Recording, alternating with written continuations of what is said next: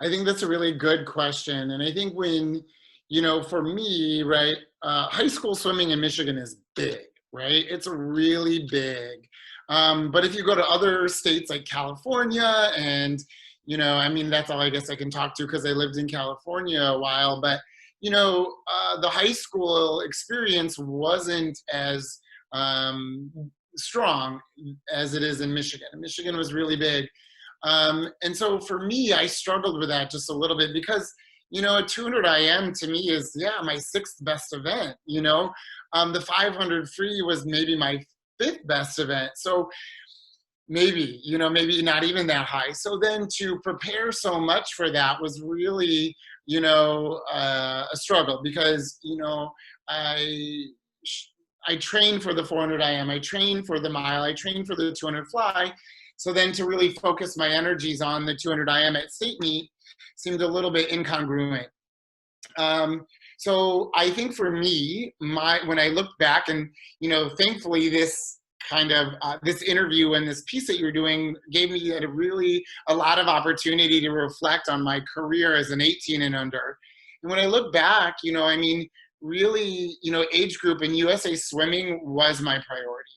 High school was secondary to me. You know, I was more focused on being an international level athlete than I was being swimming at high school states. That being said, I still took it really seriously.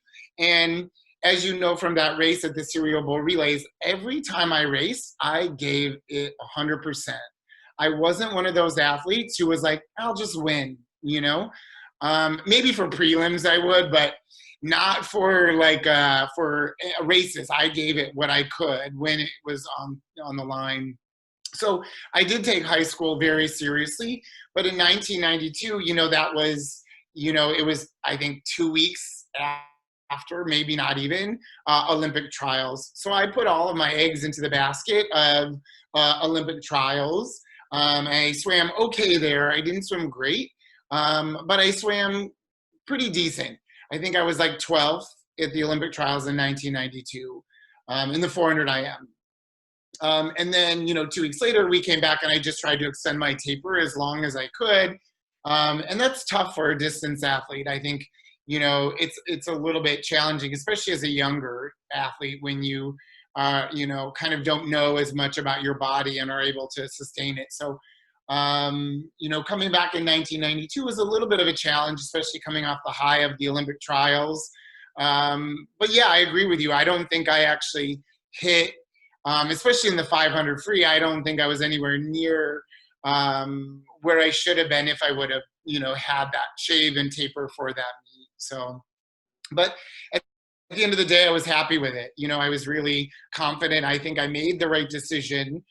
You know, I think my focus, I think at a young age, was I really wanted to make that Olympic team, you know, and high school was part of that path, but it wasn't the main path for me.